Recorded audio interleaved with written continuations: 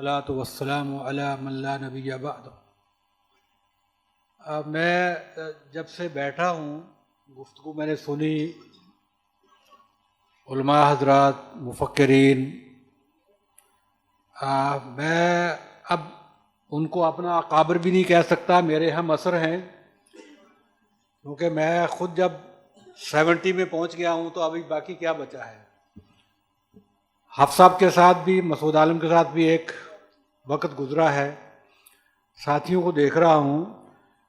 میں یہ سوچ رہا تھا کہ یہ جو ہمیں علم دیا جا رہا ہے، یہ بتایا جا رہا ہے، سچی بات یہ ہے کہ یہ تو اس اسلامی معاشرے کے لیے ہے جس کا نظام اسلامی ہو، اور اس میں کوئی تھوڑی بہت غلطیاں انسانوں سے ہوتی ہیں، ان کی اصلاح ہو جائے۔ دیکھیے، نظام جو ہوتا ہے وہ آپ کی پوری زندگی کے لیے ہوتا ہے، جز لا یتجزا نہیں ہوتا کہ آپ ایک چیز کو پکڑ لیں، دوسری کو چھوڑ دیں، اس کو پکڑ لیں، اس کو چھوڑ دیں۔ تو نظام ایک وہ ہے جو اللہ رب العالمین نے انسانوں کو دیا بذریعہ وحی، اور ایک وہ نظام ہے جو ہم انسانوں نے بنایا اور معاشرے پہ اس کو نافذ کیا۔ اب آپ بتائیں کہ ہمارا جو تھنک ٹینک ہے، جو قوانین بناتے ہیں، جو ہماری انسٹیٹیوٹری باڈی ہیں، ان میں کتنے لوگ ہیں جو قرآن کو سمجھتے ہیں؟ مثلا مجھے نفسیاتی مرض ہوا ہے، میں ایک معالج کے پاس جاتا ہوں تو وہ کس علم سے میرا علاج کرے گا؟ جو اس کو انسانوں نے پڑھایا ہے، انسانوں نے اس کا سلیبس بنایا ہے، انسانوں نے اپنے تجربات اس میں جمع کیے ہیں، اس کو تو قرآن کا پتہ ہی نہیں ہے کہ بھئی قرآن جو ہے وہ نفسیاتی مسائل کا حل کیا دیتا ہے۔ اسی طرح معاشی مسائل ہیں، میں معاشی مسائل کے حل کے لیے اس شخص کے پاس جاتا ہوں جس کے پاس آج قرآن و سنہ کا کوئی علم نہیں ہے۔ اس کو تو جو انسانوں نے ایک نظام بنایا ہے وہ نظام ان کو دیا ہے۔ ہم اسلامی نظام ہمیں اس وقت نافذ العمل نہیں ہے۔ میں معذرت کے ساتھ انتہائی جناب، اس وقت جو آپ کا نافذ العمل نظام ہے جس میں ہم چل رہے ہیں، اس کے مطابق کامیاب کون ہے؟ جو دولت میں ترقی آگے کریں۔ شریعت نے تو کہیں اس کو ڈسکس نہیں کیا، کہیں شریعت نے کہا ہے کہ زیادہ مالدار والا کامیاب ہو رہا ہے۔ آپ نے سنا، علماء سے سنا، ہمارا جو شرعی علم ہے ہمیں تو یہ بتایا جاتا ہے کہ صحابہ متفکر ہو جاتے تھے کہ کہیں میرے اچھے اعمال کا بدلہ دنیا میں تو نہیں دیا جا رہا۔ لیکن یہ ہمارا نظام کیا کہتا ہے کہ اگر آپ 1 کروڑ پہ ہیں تو 2 پہ گئے ہیں تو آپ نے ترقی کی، آپ کامیابی کی سیڑھیاں طے کر رہے ہیں۔ اسلام تو اس کو ڈسکس ہی نہیں کرتا۔ لہذا ہمیں یہ پہلے اس چیز کو دیکھنا ہوگا کہ میرا نظام کیا ہے۔ آیا وضعی نظام ہے، انسانوں کا بنایا ہوا ہے، انسانوں کے تجربات ہیں جسے ہم سائنس کہتے ہیں، لیب سے ہم نے وہی کا انالیسس کرنا ہے۔ میں ایک سیمینار میں شریک تھا، وہاں پر بات ہو رہی تھی کہ جرائم کی وجہ کیا ہے، تو تقریباً سب یہ کہہ رہے تھے کہ جی بھوک ہے، افلاس ہے، غربت ہے۔ یہ میں نے کہا میرے بھائی اگر یہ ہوتا تو صحابہ سب سے بڑے چور ہوتے۔ وہاں ان کی غربت کو دیکھیں، ہماری غربت کو دیکھیں، ہم تو ان سے بہت اچھے ہیں، وہاں ہمیں یہ جرائم نظر نہیں آتے۔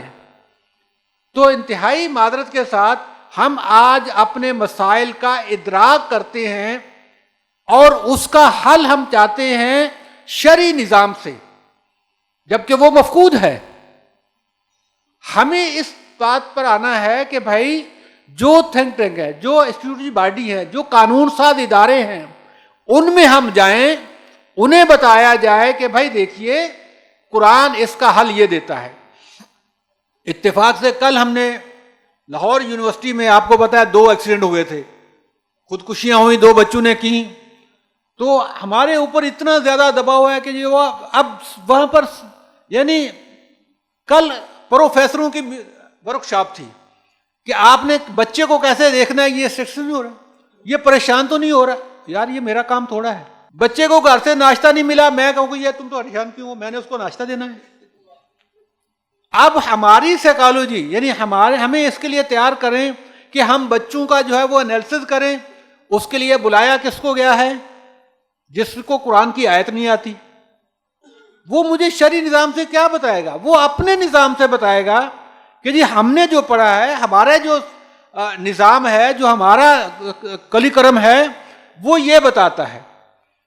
مثلا ایک بچہ فیس نہیں دے سکا، بھائی یار یہ اس کا گھر کا مسئلہ ہے، اس کا معاشی مسئلہ ہے، ٹیچر اس میں کیا کر سکتا ہے کہ جی آپ نے پریشان ہوتا ہوا آپ نے دیکھا ہے تو آپ اس کو لے، بھائی یہ اور چیز ہے، یونیورسٹی میں یہ چیزیں نہیں ہیں۔ اب آپ کے معلمین جو ہیں، جیسے ابھی بات ہوئی معلم کو پیدا، تو معلمین آپ کے کون ہیں؟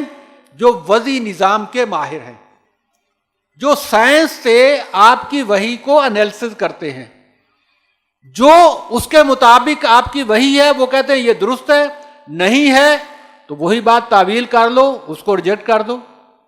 جس طرح منکر حدیث کیا کرتے ہیں، سمجھ نہیں آئی انکار کر دو۔ تو یہ جو ہم یہاں بات کر رہے تھے، ہمارے کلیگ ہیں، دوست ہیں، بڑے ہیں، میں ان کو سب کا احترام کرتا ہوں، یہ وہ اس دور میں ہمیں لے جاتے ہیں جس دور میں گناہوں سے ڈرا جاتا تھا۔ آج گناہوں کو اڈاپٹ کیا جاتا ہے۔ مثلا میں نے آگے بڑھنا ہے، آگے بڑھنا مین دولت کمانی ہے، تو کہتے ہیں پہلے حلال حرام کو چھوڑو، حلال حرام کے چکر میں پڑو گے تو آپ تو ٹکر نہیں کھا سکتے، لہذا جتنا بڑا چیٹر اتنا بڑا عقل مند۔ جتنا آپ دیکھیں روزانہ آپ کے پاس فراڈ کے نئے نئے طریقے آتے ہیں، وہ کہاں سے آتے ہیں؟ اس لیے کہ پہلا ایکسپوز ہو گیا ہے، آپ اس کو جو ہے نا دوبارہ لٹائیں گے تو لوگ سمجھ جائیں گے۔ مجھے یاد ہے ایک دور میں ایک یہ بڑا چلا تھا کہ جی وہ بس میں جا رہے تھے، وہ لڈو سب کو کھلا دیے، جی وہ وہاں نکاح بھی ہو گیا، سب کو بے ہوش ہو گئے، سب کو لوٹ لیا، چلے گئے۔ دوبارہ یہ واقعہ نہیں ہوگا، اس لیے کہ سب کو پتا ہے جو لڈو کھلائے گا وہ کہتا ہے بھائی یہ کون سا کھلا رہے ہو مجھے، یہ پہلے ہم کھا چکے ہیں۔ تو اس لیے ہمیں سب سے زیادہ ایک تو وضعی نظام کو سمجھنا ہے، اپنے مسائل کا حل اس وضعی نظام کو بدلنے میں ہے۔ جب ہمیں ادراک ہوگا وضعی نظام کا، ہم اس پہ جائیں گے کہ ہم نے وحی کا انالیسز عقل سے نہیں کرنا، عقل مخلوق ہے، ہم نے عقل کا انالیسز وحی سے کرنا ہے کہ وحی کس عقل کو سپورٹ کر رہی ہے۔ مجھے غلطی لگ سکتی ہے، وحی کو غلطی نہیں لگ سکتی۔ تو اس لیے ہمیں آج کے نظام کو سمجھنا ہے اور ان اداروں تک رسائی کرنی ہے جو ادارے قوانین نظام بناتے ہیں۔ آپ دیکھیں یہ بھٹو صاحب نے شروع کیا تھا، علامہ صاحب کو اس کا پتا ہوگا کیونکہ یہ تو اس میدان کے ہیں۔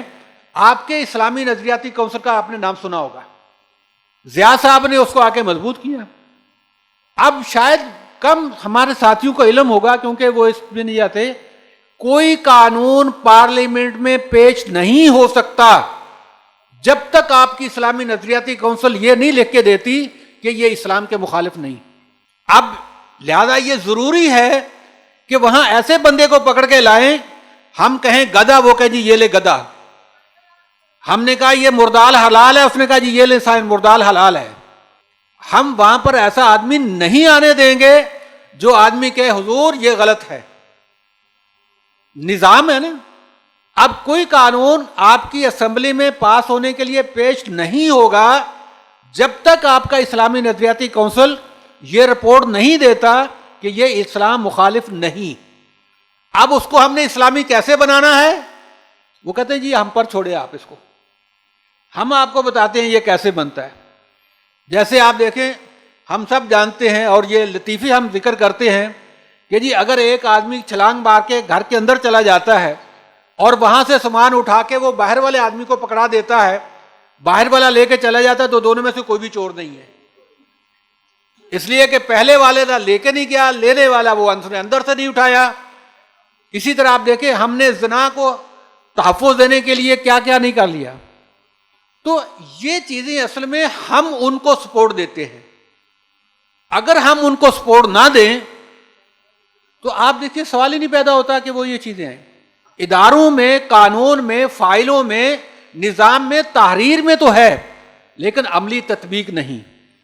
ہمیں ان اداروں کو بھی سمجھنا ہے، ان کو، اور نظام کل کل ہوتا ہے. میں یہ آپ کو بتا دوں، میں اس چیز کا قائل نہیں ہوں کہ جناب یہ اچھی اچھی چیزیں ہیں، یہ اس میں، بھائی وہ تو جاہلیت میں بھی اچھی تھی. جاہلیت کی اچھی چیزوں کو جب تک نبی صلی اللہ علیہ وسلم نے اڈاپٹ نہیں کیا وہ نظام کا حصہ نہیں بنے. آپ کے اڈاپشن سے بنے گا نظام کا حصہ. جیسے اور پھر جو چیزیں اس میں آئیں آپ دیکھیں کتنی بڑی بات ہے. یعنی مجھے ذہنی سکون کے لیے میرا قرآن کیا کہتا ہے؟ لا تمدن عینیک الی ما متعنا بہ. یار تم دیکھتی کیوں، اس کے پاس کیا ہے؟ اور ہمارا یہ نظام کیا کہتا ہے؟ ہاں سب کو دیکھو، کل کیا تھے آج کہاں پہنچ گئے، تم کیا کر رہے ہو؟ تم بھی تو افسر بن سکتے ہو. ٹھیک ہے، تو کہنے کا مطلب یہ ہے کہ اللہ ہمیں اچھا کہیں بھی یہ علماء بیٹھے ہوئے ہیں، ہم آپ طالب علم ہیں، کہیں انسان کا آبجیکٹو، انسانی تخلیق کا آبجیکٹو اللہ تعالیٰ نے معاش بنائی ہو. ہمیں تو یہ پڑھایا گیا کہ بھی آپ کے پیدا ہونے سے پہلے آپ کے نصیب کا رزق لکھ دیا گیا. صرف آپ کو یہ نہیں بتایا کہ وہ آپ کو ملے گا کب اور کتنا ملے گا. جو آپ کے پاس ہے اس کو مینج کرنے کا کہا. والذین اذا انفقوا لم یسرفوا ولم یقتروا. میں ساتھیوں سے ذکر کر دیتا ہوں تحدیث نعمت پر. میں نے جب مدینہ منورہ کے آغاز معاشی مسائل کو دیکھا تو میں نے دیکھا کہ آپ کے پاس ارننگ بہت کم ہے، اخراجات زیادہ چاہیے. اب حضور نے اس کے لیے کیا کیا؟ دونوں میں سے ایک ہی ہے نا، یا میں اپنی اخراجات کو، اپنی ضروریات کو منیمائز کروں، یا میں قرضہ لوں. دیکھنا، اگر میری انکم 50,000 ہے، میرا خرچہ 70,000 ہے، تو مجھے یا 20,000 چاہیے یا میں اپنے اخراجات 50 پہ لاؤں، اگر میں کچھ بھی نہیں سیونگ کرتا تو. اب آپ نے کیا کہا؟ آپ نے ایک آرڈیننس دیا، جو شخص فوت ہو گیا اور اس کے ذمہ قرضہ ہے، میں محمد رسول اللہ موجود ہونے کے باوجود اس کا جنازہ نہیں پڑھاؤں گا. آپ بتائیں کسی صحابی کے لیے اس سے بڑی کیا سزا ہو سکتی ہے کہ آپ موجود ہیں اور آپ فرما دیں صلو علی صاحبکم. وہ بھوکا تو مر سکتا ہے، قرضہ نہیں لے گا. میں نے صرف اپنے گھر میں یہ کیا، جب میں نے اس کو پڑھا میں نے کہا آج کے بعد میں نے قرضہ نہیں لینا. بھائی ٹھیک ہے، میں فریج نہیں خرید سکتا، میں مٹکے کا پانی پی لیتا ہوں، کیا ہوگا اس سے؟ میں مٹن نہیں لے سکتا، میں دال کھا لیتا ہوں، کیا ہوگا اس سے؟ میں 10,000 کا سوٹ نہیں پہن سکتا، میں لنڈے کا لے کے پہن لیتا ہوں، کیا ہوگا اس سے؟ کچھ نہیں ہوگا. لیکن میرے اندر سکون آئے گا، اطمینان آئے گا، شکر پیدا ہوگا. لہذا اسلام کے یہ جو 3 ہمارے اس نظام کے اصول ہیں، سب سے پہلے کیا ہے؟ اس کو ہم نے بڑی خوشی سے اڈاپٹ کیا، فریڈم آف اسپیچ کے نام سے، کہ جی بچوں کو اتنا تو دو کہ وہ اپنی بات کر سکیں. اور کتنا کر دیا ہم نے؟ وہ جی تسی ساڈے گھر آؤ تانوں پتہ نہیں لگا کہ پیو کون ہے پتر کون ہے. اینی خوش گپیاں لگ رہی ہوئی نے، کہاں گئے وہ آداب؟ ہمارے ہاں تو یہ تھا کہ اگر 2 بیٹھے ہوئے ہیں اور خاموش ہیں تو سمجھے کہ باپ بیٹا ہے. باپ کے سامنے اونچی آنکھ یعنی بڑی بات ہے، نظر اٹھا کے نہیں دیکھتے تھے. آپ شاید اس کو پتہ نہیں کس معنی میں لیں. میں منگل کے دن سعودی عرب سے آیا تھا ڈاکٹر صاحب. جب گھر پہنچا تو بدھ کے دن مجھے والد صاحب نے کہا یار جمعے نو تیرا نکاح ہے گا، کسی نو سدنا ہی تے بلا لے. میں کہا جی کتنے ہے گا؟ کہندے آ چھتر ویکھیا ہی. ہن میں تینوں دساں گا کہ میں تیرا کتنے کرنا ہے گا، تو میرا پیو لگنا ہے. یہ تھا باپ کے ذمے. آج کیا ہے؟ لڑکا تو لڑکا، بیٹی کہتی ہے ابو سوچ سمجھ کے ذرا. یہ ہمارے اس نظام کے اثرات ہے، فریڈم آف اسپیچ، جو پہلا ہم نے اپنی قوم کو دیا کہ جو دل میں آئے بولو. لہذا ادب و آداب ختم ہو گئے. دوسرا اس کا کیا سٹیپ تھا؟ ترقی. ترقی کا مطلب کیا ہے کہ میں نے دولت کمانی ہے.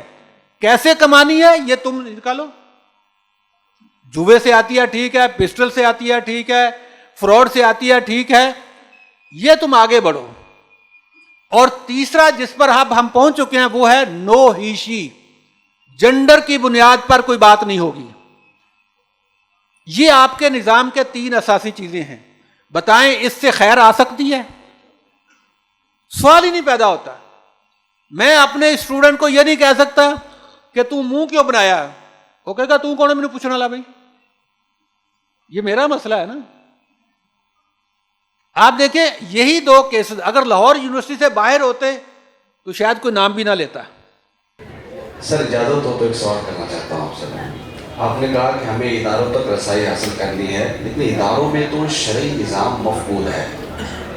तो शरई निज़ाम की तजवीज़ के लिए हमारा चूँकि आज का टॉपिक भी तालीमी निज़ाम है, तो तालीमी निज़ाम में तलबा को वो तलब वो मोहब्बत शरई निज़ाम की कैसे बेदार की जा सकती है, कैसे पैदा की जा सकती है, और उस शरई निज़ाम को निफाज के लिए हम अपने तौर पर तलबा के अंदर वो मोहब्बत पैदा करते हुए सियासत और अमली इक़दाम में कैसे लाया जा सकता है। शरीयत को बतौर निज़ाम आप कैसे ला सकते हैं?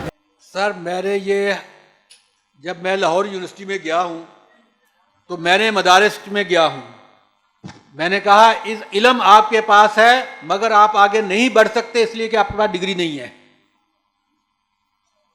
यूनिवर्सिटी के पास डिग्री है, इल्म नहीं है, ठीक है। आइए हम आपको डिग्री देते हैं, आप डिग्री के बेस पे आगे बढ़ेंगे, इल्म आपका होगा, तरबियत आपकी होगी, डिग्री यूनिवर्सिटीज की होगी, आप कहीं भी जो ना वो जा सकते हैं, कहीं भी आप पहुंच सकते हैं, कोई आपको नहीं रोकेगा। सर यही मैं आपको बता रहा हूं कि आपका निज़ाम है ये हमारा शेखुल हदीस क्या इल्म में कम है? क्या मैट्रिक बोर्ड उसको दे देगा मैट्रिक का सर्टिफिकेट? क्यों नहीं देगा? कहेगा मेरा कलीकरम पढ़ो, मेरा निसाब पढ़ो। और जब वो आप इल्म पढ़ेंगे तो कैसे मुमकिन है कि आप पर असरअंदाज ना हो? आप देखें ना, हमने शरई उलूम पढ़े हैं ना, तो हम क्या करते हैं, यानी जितनी गुफ्तगू हमारी हो रही थी ऐसे था, बिलीव कीजिए मैं ये समझ रहा था कि मैं शायद दूसरी तीसरी सदी का कोई इंसान हूं जिसे बताया जा रहा है कि जी ये छोटी मोटी गलती हो जाए तो उसकी ये इस्लाह हो सकती है। सर आर तो ब्लंडर हैं, इन ब्लंडर को हम उसमें, और दूसरी बात यह है कि हमारे उलमा में एक दूसरे के करीब क्यों नहीं आने दिया जाता?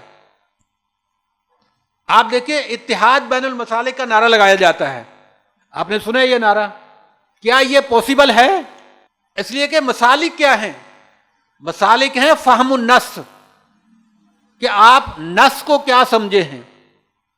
मैं अक्सर साथियों को मिसाल देता हूं कि एक अल्फाज एक ही हैं हदीस के ना, कि नमाज के लिए आओ तो दौड़ते हुए ना आओ, और आखिर में अल्फाज क्या है? मा अदरक तुम फसल्लू व मा फातकुम फातिमू। अब एक आदमी अगर जोहर की चौथी रकत में आके मिलता है तो उसकी कितनी फात होगी? 3। कौन कौन सी? दूसरी तीसरी चौथी या पहली दूसरी तीसरी? अब वो जब खड़ा होकर पढ़ेगा तो कैसे पढ़ेगा? क्या पहली में तशहुद बैठेगा या नहीं बैठेगा? ये फहम है दस का। बहुत सारे उलमा का ये मौकफ है कि वो पहली में तशहुद नहीं बैठेगा, वो दूसरी में बैठेगा, वो तीसरी में बैठेगा। जो उसने इमाम के साथ पढ़ी है वो उसकी चौथी है, हम कहते हैं जो उसने इमाम के साथ पढ़ी वो उसकी पहली है। ये फहमुन नस है, इसमें इख्तलाफ होगा, इसको आप इत्तेफाक में नहीं बदल सकते। इसमें यही है कि आप उलमा को उन पे हाल पे छोड़े, जो वो समझ रहा है नेक नियति से है तो वो उसका दीन है। आप कैसे, आप देखिए एक ही बात है ना सर, ये एक सहाबी ने रब्बाना लकल हम्दन कसीरन तय्यबन ऊंची आवाज से कहा, एक दफा कहा ना, क्या आपने इसको नाफिज कर दिया कि आइंदा से कहना है आमीन की तरह? पीर बदियुद्दीन का यही मौकफ था। आज आप चले जाएं जोर की नमाज के बाद जब वो समीअल्लाहु लिमन हम्द कहते हैं तो पूरी पीछे जमात कहती है रब्बना लकल हम्दन कसीरन तय्यबन मुबारकन फी। तो आप क्या उनको कहेंगे? ये फहमुद दलील है, उन्हें ये समझ आई है भाई ठीक है ये कर लो, मुझे ये समझ आई है, तो हम एक दूसरे पर मनवाने की कोशिश ना करें कि वही मानो जो मुझे समझ आई है। दीन बड़ा सहल है, लेकिन इदारों तक पहुंचने के लिए आज के निज़ाम के मुताबिक आपको डिग्री होल्डर होना जरूरी है। और इसी से यूनिवर्सिटी का जन्ना, हमारी यूनिवर्सिटी ने अल्हम्दुलिल्लाह जो मैंने उनको कहा है उन्होंने माना है। आज हम सेलिब्रेशन करके आए हैं 100 PID को, और उनमें से 50 के करीब अच्छे इदारों में अच्छी पोस्टों पे पहुंचे हुए हैं। और हमारी यूनिवर्सिटी ने क्या किया है, और इसका क्रेडिट ये अनस साहब को जाता है, इन्होंने मुझे धक्का दे के भेजा चेयरमैन के पास, ये फीसें आधी करा दो। میں نے جا کے کہا جی آدھی کر دو، انہوں نے کہا جی آدھی کر دی.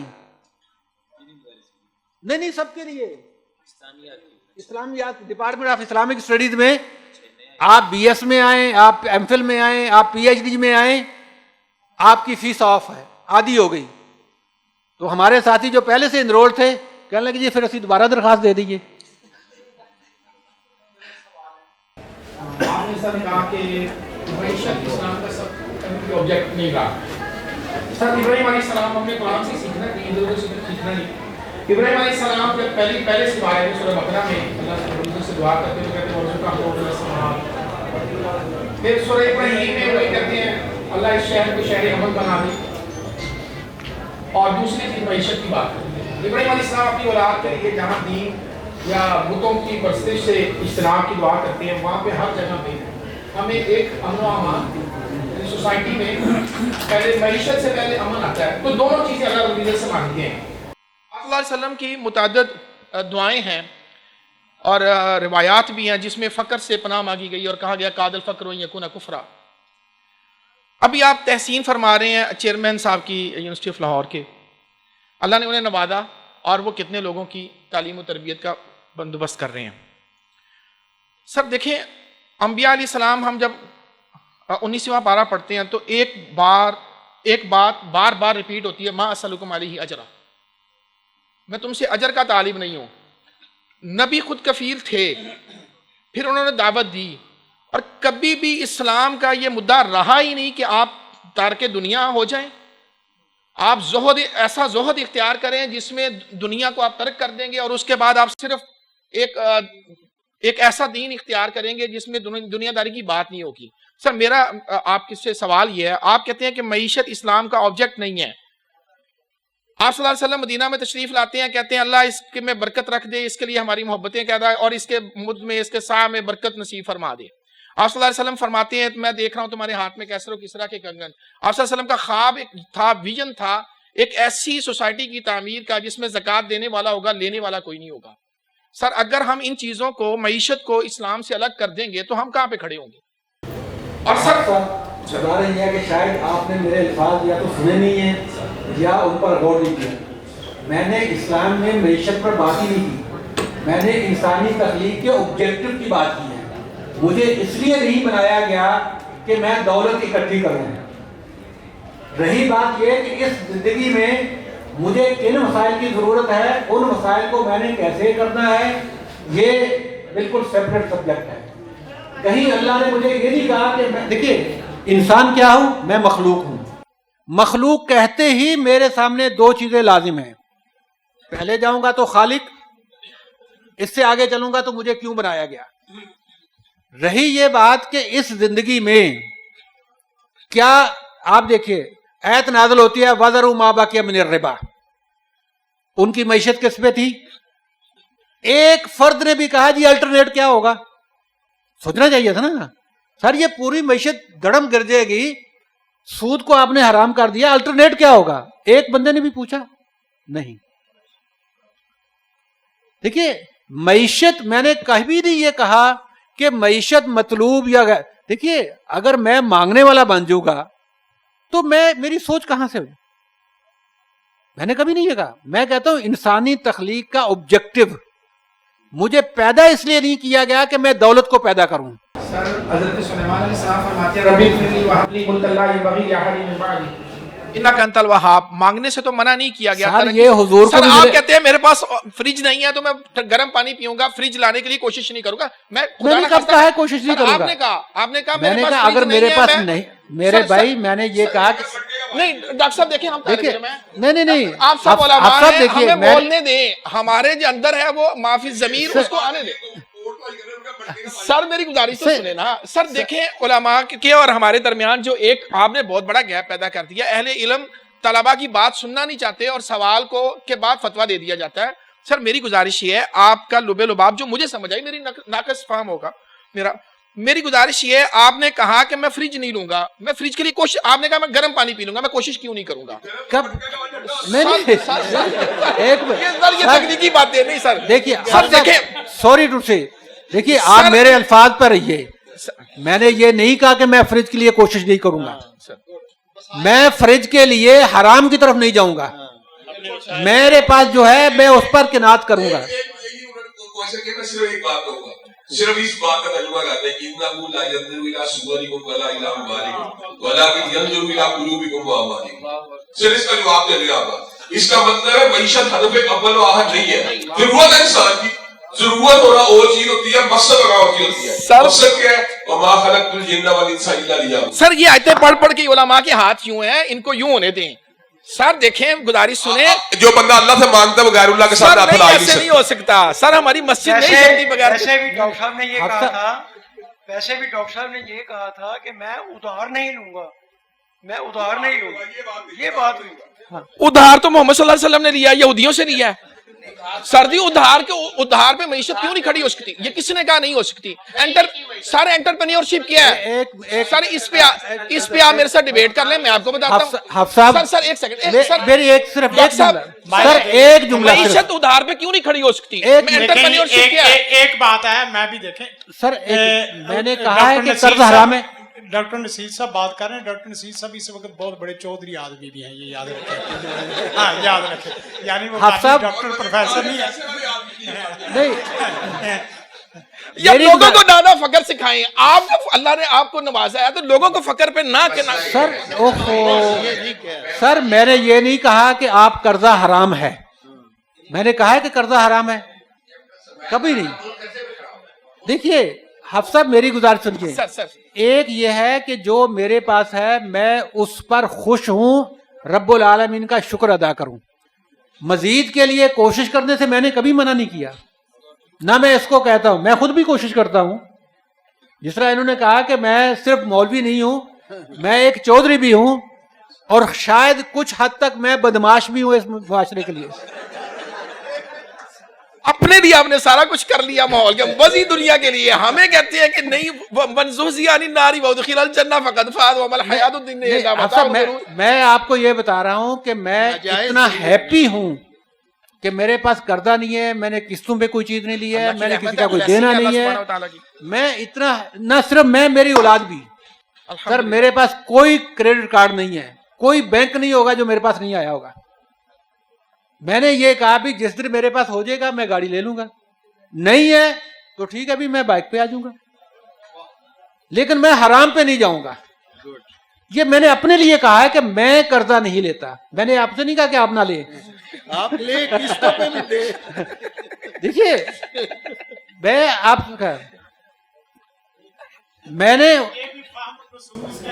بالکل میرا خیال یہ ہے کہ اس دور کو ڈیسائیڈ ہونا چاہیے. یہ بات ہمارے اندر سے اور ہمارے بھائی ہیں, اللہ پاک نے ان کو بزنس میں ایک صلاحیت دی ہے, تو وہ ان چیزوں کے اعتبار سے دیکھتے ہیں کہ مولوی بچانے کے لوگ.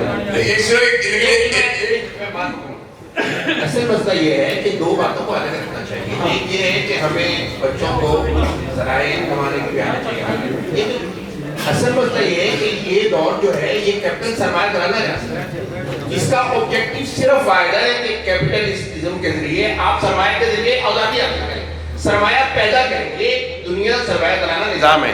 یہاں سرمایہ for the sake of the capital for the sake of capital ہے. یہاں سرمایہ ایمان ہے. یہاں سرمایہ صرف یہ نہیں ہے کیونکہ آدمی کما رہا ہے. مثال کے طور پر ملک ریاض کو کیا ضرورت ہے سرمایہ کروانے کی؟ وہ ایمان ہے, ہم ترقی کر رہے ہیں.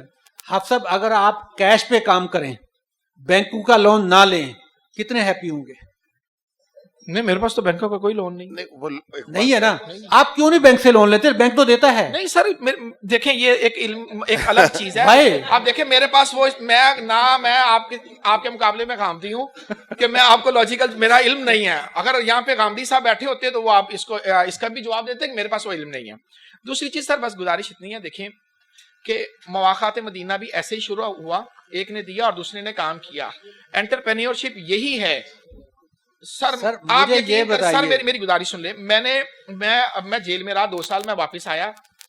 میں نے واپس آنے کے بعد میرے لوگوں کو یہ تھا اس کے پاس بہت کچھ ہے, میرے پاس کچھ نہیں تھا.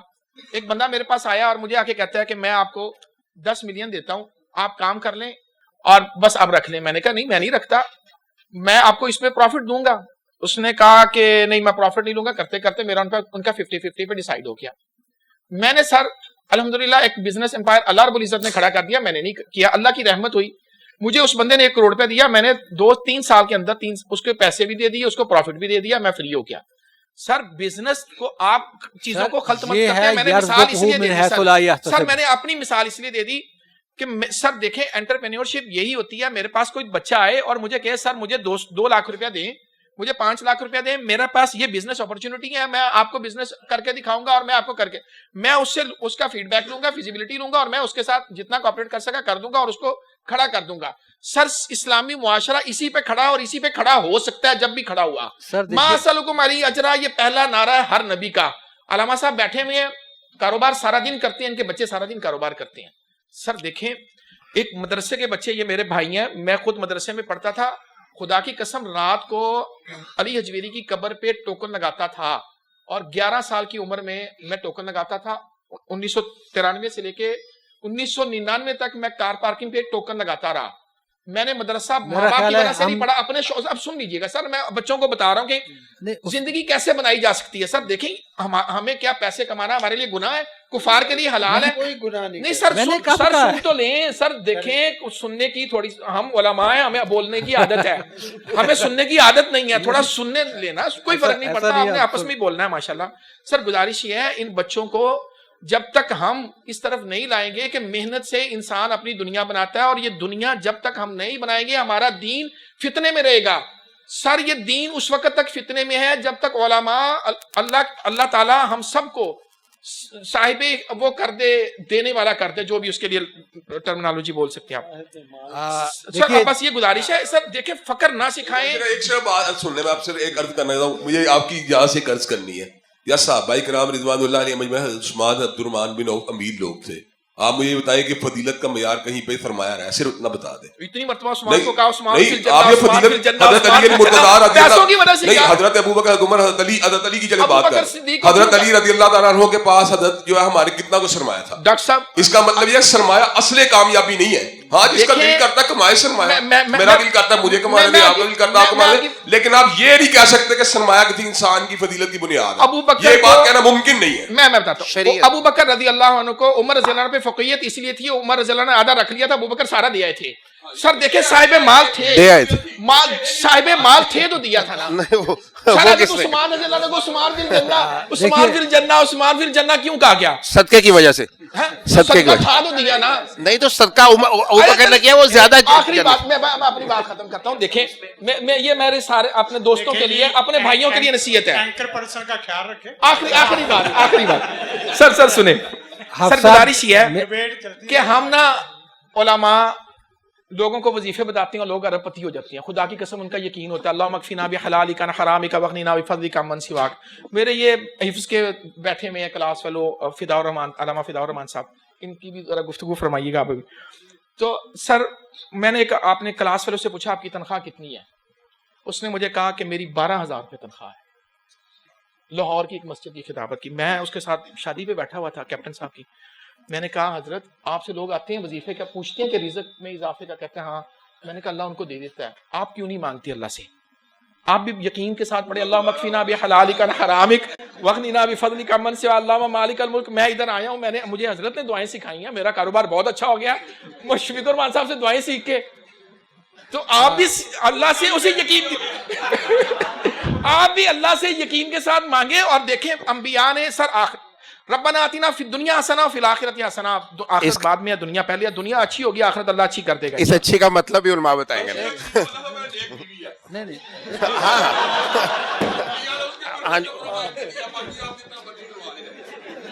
میرا خیال ہے میرا یہ ہے, استاد محترم اپنی بات مکمل کریں, استاد محترم اپنی بات مکمل کریں. ایک منٹ دیکھیے, ہم جنڈے سے ہٹ گئے ہیں. جی ہم فروع میں چلے گئے ہیں, ہم بات کر رہے تھے اصول کی. حافظ سجاد صاحب ہمارے بڑے محترم بھائی بھی ہیں, دوست بھی ہیں, انہوں نے اپنے موقع پر پہلے بھی بات کی ہے, ابھی بھی ان کی بات الحمدللہ پوری ہو گئی ہے. میرا خیال ہے کہ ہم سب کے محترم ڈاکٹر نصیر اختر صاحب ہیں, ان کی گفتگو پورا کرنا ان کا حق ہے. ان کی بات جو ہے جہاں سے وہی رک گئی ہے, اتنا وہ پیارا اور زبردست بیان جاری کی وجہ سے ڈاکٹر صاحب آپ پوری فرمائیے. استاد جی کی بات ہی اتنی اہم تھی کہ جس سے یہ ڈیبیٹ شروع ہوئی ہے. دیکھیے ہم بات کر رہے ہیں اصول اور پرنسپل کی, فروع کی نہیں کر رہے ہیں. دیکھیے किसी के पास दौलत कम है या ज़्यादा है, ये हमारा मौजू नहीं है. हमारा मौजू ये है कि क्या वो इस्लामी उसूलों के मुताबिक है या नहीं है. एक दूसरी बात यह है कि मैंने बात की कि इंसान की तख्लीक का ऑब्जेक्टिव, मुझे क्यों तख्लीक किया गया. अब इस ज़िंदगी को, ये मौजूदा निज़ाम जो है वो चूँकि टिल दी डेथ है, वो कहता है इसी ज़िंदगी को आपने जितना अच्छे से अच्छा बना सकते हैं बनाएं. दूसरा जो हमारा ये जो जहन है कि मैं जितनी मेहनत करूँगा अल्लाह उतनी मुझे देगा, ये असल में वो है कारून ने इन्नमा ऊतीतुहु अला, मेरी सलाहियतों पर अल्लाह मुझे नहीं दे रहा, वो अपने फजल से मुझे दे रहा है. और ये कह रहा है कि जिसको मैं देता हूं उसकी भी आजमाइश है, जिसको मैं नहीं देता उसकी भी आजमाइश है. जिसको दिया उसकी आजमाइश क्या है कि ये कहाँ इसको इस्तेमाल करता है, ये शुक्र करता है, नाशुक्री करता है, जालिम बनता है, ये उसको रोक लेता है, सांप बन जाता है. ये नहीं. आप देखिए क़यामत के दिन इंसान रब के सामने खड़ा होगा, किसी आम आदमी के सामने नहीं खड़ा होगा. ला यज़ालु क़दमा इब्न आदम हत्ता युसअल अन अर्बअ. उसमें से 2 माल के बारे में है, मिन आयना इक्तसबा व फीमा अनफका. ठीक है. तो हमारा असल में मेरे कहने का मतलब ये था कि इस वक्त जो हमारा कैपिटलिज्म, ये एक जुज है सेकुलरिज्म का. सेकुलरिज्म क्या है, जैसे हम कहते हैं कि इस्लाम का मुआशी निज़ाम, इस्लाम का ये निज़ाम, इस्लाम का, इसी तरह जो ये हमारा कैपिटलिज्म है ये एक मुआशी निज़ाम है सेकुलर का. सेकुलर क्या है कि आप दीन को अपनी ज़िंदगी से निकाल दें. ये हमें मत बताएं दीन क्या है, हमें ये बताएं कि हमारा ये मसला कैसे हल होगा. जैसे मैंने आपसे कहा इंसानों की इख्तिरा से. मैं आपको बताऊंगा अपने इल्मी तजर्बे के बारे में. जैसे मैंने अभी आपसे जिक्र किया कि साइकोलॉजी डिपार्टमेंट में जितने लोग हैं वो क्या पढ़ के आते हैं, जो उनका कलीक्रम है उसके मुताबिक वो मुझे बताता है. वो मेरे कुरान को जानता ही नहीं है. जब वो मेरे कुरान को जानता ही नहीं है तो मुझे इस्लाम का सेकुलरिज्म के साथ किस तरह जो है वो मैं इसको साथ लेके चल सकता हूं. माल का मिल जाना, कभी मैंने ये नहीं कहा कि ये, हाँ मैंने आपसे ये जिक्र किया कि सहाबा फिक्रमंद होते थे, कहीं अल्लाह ये ना कह दे अज़हबतुम तय्यबातुकुम फी हयातिकुम दुनिया वस्तमतातुम बिहा. ठीक है, आपके पास दौलत है, आप उसको खर्च कर रहे हैं, इसका कहां फजीलत नहीं है. ना खर्च करने पे तो है, खर्च करने पे तो कोई नहीं कहता. बल्कि हमें तो बताया ये गया है कि भाई आप अपने अखराजात उठाने के बाद अगर आपके पास बचता है तो बजाय इस निज़ाम के मुताबिक जो सेकुलरिज्म है वो कहता है बुरे दिन के लिए रख लो. इस्लाम कहता है तुम क्यों सोचते हो कि बुरे दिन आएंगे, तुम ये क्यों नहीं सोचते इससे भी अच्छे आएंगे, इसको दो तुम किसी को, किसी के काम आओ. ठीक है. तो मेरी गुजारिश ये है कि ये 2 निज़ाम मुख्तलिफ हैं. हम इस्लामी निज़ाम को एज ए थ्योरी पढ़ रहे हैं और सेकुलरिज्म जो है वो एज ए प्रैक्टिकल नाफिज है. अगर हमने इससे निकलना है तो हमें इस्लामी निज़ाम की प्रैक्टिस करनी होगी और उसको आप अपने नफ्स से शुरू करें. इब्दा बिनफ्सिका. ठीक है. मैंने जैसे आपसे गुजारिश की, मैंने और मेरी औलाद ने किसी का 1 रुपया नहीं आई देना. ठीक है. अब मैंने आपसे गुजारिश की, सर ये हदीस है ना कि इंसान के पैदा होने से पहले उसका रिज़्क लिख दिया जाता है. वो हफ्सा साहब की बात मुझे याद आ गई, मैं आपसे जिक्र कर रहा हूँ. वो कहने लगे यार आप मैं ये भी नहीं खा सकता, ये भी नहीं खा सकता, ये भी नहीं खा सकता. क्यों? इसलिए कि अल्लाह के नबी ने कहा ला तमूतु नफ्सुन हत्ता तस्तकमिला. अब वो जो रिज़्क था, जब हम ये इतने बड़े बड़े खाबे खाते थे तो आपने से कहा मैं खा चुका हूं, उम्र अभी बाकी है. तो अल्लाह ने बीमारियां लगा दी, भाई ये भी नहीं खाना, ये भी नहीं खाना, ये भी नहीं खाना, ताकि कम रिज़्क पे आ जाओ और मौत तक खाते रहो. तो सर ये कहीं नहीं है इस निज़ाम में जो हमारे यहाँ नाफिजुल अमल है. मैं फिर प्रिंसिपल की बात करूंगा, फ्रू की मैं नहीं बात कर रहा है. प्रिंसिपल इसका यह है कि आपके ये 3 पिलर हैं इस्लाम के, जो सेकुलरिज्म है, इसमें दीन का कोई ताल्लुक नहीं है. फसलुद्दीन अनिद्दौला बहुत बड़ी तहरीक एक चली जिसने कहा जब तक दीन को तुम नहीं निकालोगे तुम आगे नहीं बढ़ सकते. ये सबको पता है. आपने यूएनए के जो चार्टर है सर 6 दफा उसमें है कि आपने मजहब को अटैक नहीं करना. آپ کو پتا ہے, آپ بھی ماشاءاللہ ہیں سر, ہمارے پاکستان کا قانون کس پہ ہے؟ آئی ڈی کارڈ پہ ہے نا. جو آئی ڈی کارڈ میرے پاس ہے وہی کرسچن کے پاس ہے. کیا میرا قانون اس کرسچن کو میری مسلمان بیٹی سے نکاح سے روکتا ہے؟ نہیں روکتا. وہ کہتا ہے تم دونوں پاکستانی ہو. ایک ہے ہمارا سوسائٹی کہ ہم اس کو نہیں قبول کر رہے, یہ اور چیز ہے. ایک ہے کہ نظام آپ کو کیا بتا رہا ہے. میں نے جسٹس صاحب سے پوچھا, میں نے کہا جی ایک کرسچن بہت خوش الحان ہے, وہ مسجد کے مؤذن کے لیے اپلائی کرتا ہے, کیا میں اس کو ریجیکٹ کر سکتا ہوں؟ کہا نہیں کر سکتے, اس لیے کہ اس کے پاس بھی وہی کارڈ ہے جو آپ کے پاس کارڈ ہے. میں IIU انٹرنیشنل اسلام آباد جو یونیورسٹی اسلام کی یونیورسٹی, اس کا افسر BOG کا ممبر ہوں. یہ واحد یونیورسٹی ہے جس کے چارٹر میں یہ انڈوز کیا گیا کہ مذہب کی بنیاد پر کسی کا داخلہ ریجیکٹ نہیں کرو گے. کسی یونیورسٹی کے چارٹر میں یہ نہیں ہے. کراچی یونیورسٹی کی سنڈیکیٹ میں میں رہا ہوں, یہاں بھی ہے, بہت ساری یونیورسٹی کی باڈیز میں رہا ہوں. کسی یونیورسٹی کے چارٹر میں اس کو ڈسکس نہیں کیا گیا. اس کے چارٹر میں کیوں ڈسکس کیا گیا؟ اس لیے کہ وہ اسلام کا لفظ اس میں آ گیا ہے, کہیں ایسا نہ ہو کہ غیر مسلم کو داخلہ نہ دیں. اور ہمارے ایک بہت بڑے جج تھے بھگوان داس, وہ MA اسلامک اسٹڈیز تھا کراچی یونیورسٹی سے. ٹھیک ہے, تو آپ کے پاس اس وقت جو آپ کے رائٹس ہیں وہ آپ کے آئی ڈی کارڈ ہے. جس کے پاس وہ آئی ڈی کارڈ ہے اس کے پاس وہ تمام رائٹس ہیں جو آپ کے پاس ہیں. لہذا دو بچہ اور بچی جو پاکستانی ہیں نکاح کرنا چاہیں تو آپ کا قانون نہیں اس کو منع کرتا. یہ ہماری مورل سوسائٹی ہے کہ ہم مسلمان ہیں. مجھے اس پہ میں انتہائی معذرت کے ساتھ مجھے ایک بات یاد آ گئی, جیسے کہا پہ چودھری بھی ہیں, تو ہمارا مثلا چودھری جو ہے یہ بہاولپور میں وہاں پہ ایک قوم ہے گیدڑی, ہندو ٹائپ ہے, وہ بلے بھی کھا جاتے ہیں, گدڑ بھی کھا جاتے ہیں, یہ سب چیزیں. ممسن دے منڈے نے گیدڑیاں دی کڑی کڈ لی آپ. وہ سارے جمع ہو کے آئے چودھری صاحب کو, کہندا یار منڈے نے ایک تے نیکی دا کام کیتا ہے, ایک ہندو نو مسلمان کیتا تو انہوں کی اطراع دے گئے. سر اللہ دی قدرت, میں اس کو اللہ کی قدرت, مہینے 6 نہ لگے چودھری دی کڑی انہوں نے کڈ لی. چودھری صاحب بندے مارن تے پہنچ گئے. والد صاحب کہتے محمد صاحب تو خوشی کر, دیکھ دے تیری کڑی نے ایک منڈا مسلمان کیتا ہے. بھئی یہ منڈے نے کڈی ہے تے تو کسے نو کہنے بھی تو جڑا بھی تو دیکھ دے بھی میری کڑی نے ایک منڈا مسلمان کیتا ہے.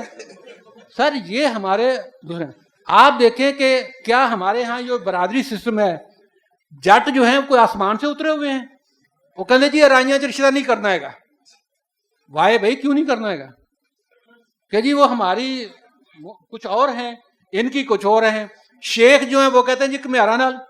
آپ کو پتا ہے بہت یہ سید نور جو تھا وہ انہیں کیا کمیاری لین دیا نا کی کیتا ہے گئی, کچھ جٹی لے کے ہونا سی. سر یہ چیزیں ہماری مورل ہیں. قانون کیا ہے؟ میں پھر بات کروں گا کہ نظام کیا ہے.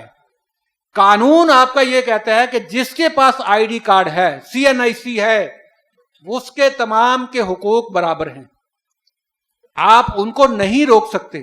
مسجد کی امامت کے لیے اپلیکیشن دینے سے آپ نہیں روک سکتے. نہ رکھیں الگ بات ہے, لیکن آپ یہ آبجیکشن اس کے اوپر نہیں لگا سکتے کہ تم کرسچن ہو اس لیے تمہاری اپلیکیشن ریجیکٹ کی جاتی ہے. تو نظام کے پرنسپل کی ہم بات کر رہے ہیں. یہ جو آپ کا کیپٹلزم یہ تو معمولی چیزیں ہیں. ہم معیشت میں فوراً چلے جاتے ہیں اس لیے کہ اس کا تعلق ہمارے روزگار سے ہے. اصل چیز یہ ہے کہ پرنسپل کیا ہے, اسلام کے پرنسپل کیا ہیں اور اس کے پرنسپل کیا ہیں سیکولرزم کے. پھر جا کر آپ کو دونوں میں فرق نظر آئے گا. پھر آپ اس کو دیکھیں گے کہ جو ہم باتیں کر رہے ہیں یہ گراؤنڈ رائلٹیز کیا ہیں, کیا ہم اس پہ چل سکتے ہیں. میں پھر میری گزارش ہوگی, حفظ صاحب ہمارے میرے لیے قابل احترام ہے. حفظ صاحب آپ کے پاس کلائنٹ آتا ہے, کبھی آپ نے پوچھا کہ تمہارا مذہب کیا ہے؟ آپ کو ضرورت ہی نہیں ہے. آپ وہ کہتے جی مجھے یہ پراڈو چاہیے, آپ کہتے ٹھیک ہے جناب اس کے یہ پراڈو. سر جو میں آپ کو تمہیں دے رہا ہوں آپ تو بڑے خوش قسمت ہیں, ہم تو چندہ دینے والے سے نہیں پوچھتے مسجد میں. نہیں ہے